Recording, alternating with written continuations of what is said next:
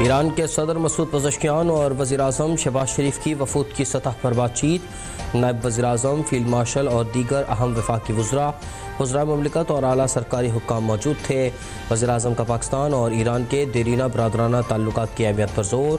ایرانی قیادت، مسلح افواج اور عوام کے ساتھ پاکستان کی مکمل یکجہتی اور حمایت کا اعادہ۔ وزیر اعظم نے حالیہ پاک بھارت کشیدگی کے دوران پاکستان کی حمایت پر ایران کا شکریہ ادا کیا۔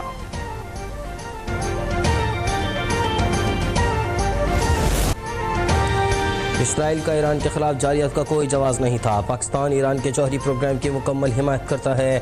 وزیر اعظم شہباز شریف کہتے ہیں کہ کشمیر کی وادی مظلوم کشمیریوں کے خون سے سرخ ہو چکی۔ کشمیریوں کے حق کے لیے آواز اٹھانے پر ایران کے مشکور ہیں۔ دوست وہ ہوتا ہے جو برے وقت میں ساتھ دے۔ دنیا کو غزہ میں امن کے لیے متحد ہونا ہوگا۔ پاکستان نے ہر فورم پر غزہ کے مظلوم فلسطینیوں کی حمایت کی۔ شہباز شریف نے کہا کہ ایران کے ساتھ ہونے والی مفاہمتی یادداشتیں جلد معاہدوں میں تبدیل ہوں گی۔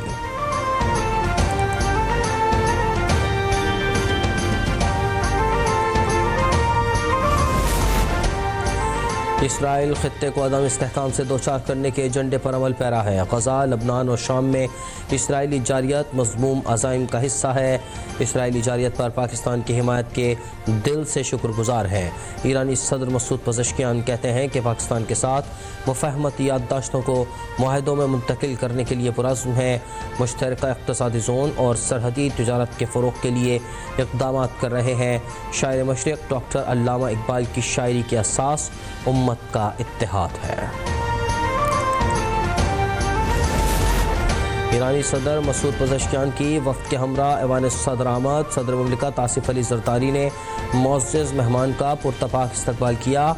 دونوں رہنماؤں کے درمیان خیر سگالی کے کلمات کا تبادلہ ہوا۔ دونوں رہنماؤں کا علاقائی اور عالمی امور پر تفصیلی تبادلہ خیال۔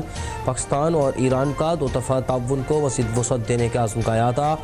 دونوں ملکوں کا باہمی فائدہ مند شعبوں میں تعلقات بڑھانے کی اہمیت پر زور۔ صدر آصف علی زرداری نے علاقائی معاملات پر ایران کے اصولی موقف کو سراہا۔ مسعود پزشکیان کا جنگ کے دوران حمایت پر پاکستان کی قیادت اور عوام سے اظہار تشکر۔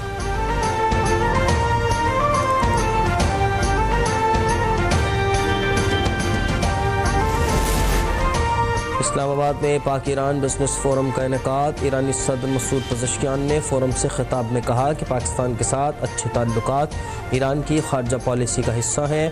دو طرفہ تعلقات کو مختلف جہتوں میں آگے بڑھا رہے ہیں۔ کہنا تھا کہ سیاسی، اقتصادی، ثقافتی شعبوں میں دو طرفہ تعاون کو فروغ دینا ترجیح ہے۔ نائب وزیر اعظم اسحاق ڈار نے اپنے خطاب میں کہا کہ پاک ایران بزنس فورم کا انعقاد خوش آئند ہے۔ پاک ایران تعلقات مذہبی اور ثقافتی رشتے میں بندھے ہیں۔ ایران کے ساتھ تجارت اور سرمایہ کاری کے فروغ کے لیے کوشاں ہیں۔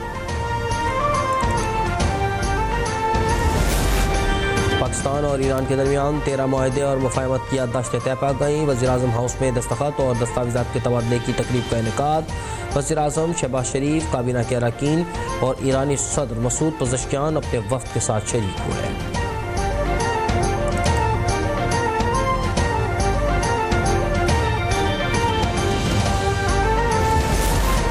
نائب وزیر اعظم اسحاق ڈار کی ایران کے صدر ڈاکٹر مسعود پزشکیان سے ملاقات۔ دونوں رہنماؤں کا پاکستان اور ایران کے درمیان گہرے تاریخی اور برادرانہ تعلقات کو مزید فروغ دینے کے عزم کا اعادہ۔ اسحاق ڈار نے کہا کہ پاکستان ایران کے ساتھ اپنے تعلقات کو مشترکہ تاریخ، ثقافتی ورثے، عقیدے اور باہمی احترام کی بنیاد پر انتہائی قدر کی نگاہ سے دیکھتا ہے۔ مسعود پزشکیان نے پاکستان کی مستقل حمایت کو سراہا اور مختلف شعبوں میں دو طرفہ تعاون پاک ایران دو طرفہ تجارتی حجم $8 ارب تک لے جانے پر اتفاق۔ وزیر تجارت جام کمال اور ایران کے وزیر تجارت محمد عطابک کے درمیان اہم ملاقات، جس میں دو طرفہ تجارت کو نئی جہت دینے اور سرحدی تعاون بڑھانے پر زور۔ جام کمال نے کہا کہ ایران کے ساتھ تجارتی تعلقات میں تیزی لانے کا وقت آ چکا۔ دونوں ممالک کا مشترکہ اقتصادی کمیشن کے آئندہ اجلاس کو جلد منعقد کرنے اور B2B اجلاسوں کے نئے سلسلے کے آغاز پر بھی اتفاق۔ پاکستان اور امریکہ کے درمیان تجارتی معاہدہ، اقتصادی تعاون کے نئے دور کا آغاز ہو گیا۔ امریکی صدر ٹرمپ کے مطابق امریکہ پاکستان کے وسیع تیل ذخائر کی تلاش اور ترقی میں تعاون کرے گا۔ پاکستان کی سب سے بڑی آئل ریفائننگ کمپنی سائنوجیکو کا امریکی کمپنی ویٹول سے معاہدہ طے پا گیا۔ معاہدے کے تحت پاکستانی مصنوعات کی امریکی منڈیوں تک رسائی ممکن ہوگی۔ اس کے تحت امریکی منڈیوں میں پاکستانی برآمدات پر عائد محصولات میں کمی آئے گی۔ SIFC کی مؤثر کاوشوں سے کیا گیا معاہدہ اہم شعبوں میں اشتراک اور معاشی ترقی کا ذریعہ بنے گا۔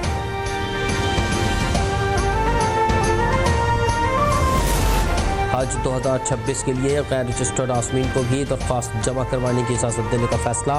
رجسٹرڈ عازمین سے حج درخواستوں کی وصولی کل سے شروع ہوگی۔ غیر رجسٹرڈ افراد 11 سے 16 اگست تک درخواست جمع کروا سکیں گے۔ درخواستیں پہلے آئیے پہلے پائیے کی بنیاد پر وصول کی جائیں گی۔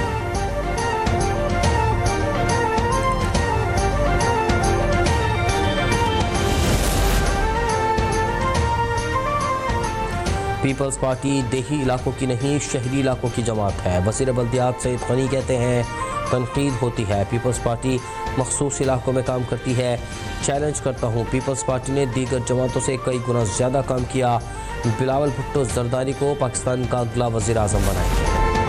سابق وزیر اعظم اور صدر PTI آزاد کشمیر سردار عبدالقیوم خان نیازی کو جنڈی چونترا کے مقام پر گرفتار کر لیا گیا۔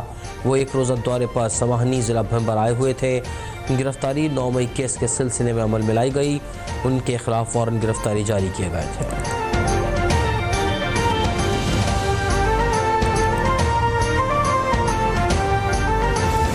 فلسطین کے لیے خصوصی امدادی پیکج تیار، 200 ٹن پر مشتمل امدادی سامان کی کھیپ روانہ۔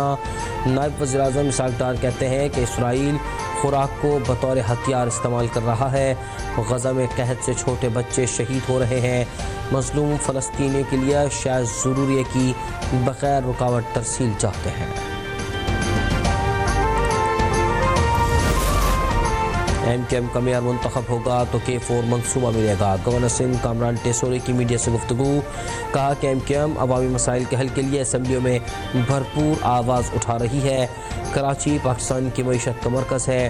شہر قائد کا تاجر گیس اور پانی مانگ رہا ہے تو کیا غلط ہے؟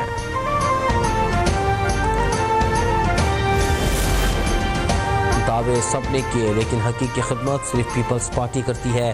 میئر کراچی مرتضیٰ وہاب کہتے ہیں کہ ماضی میں زبان، نسل اور جماعت کے نام پر شہر کو بانٹا گیا، مگر اب کراچی کو جوڑنے کا وقت ہے۔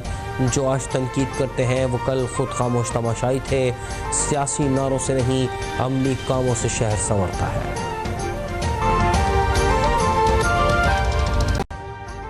ابھی سبسکرائب کریں تاکہ کوئی خبر رہ نہ جائے۔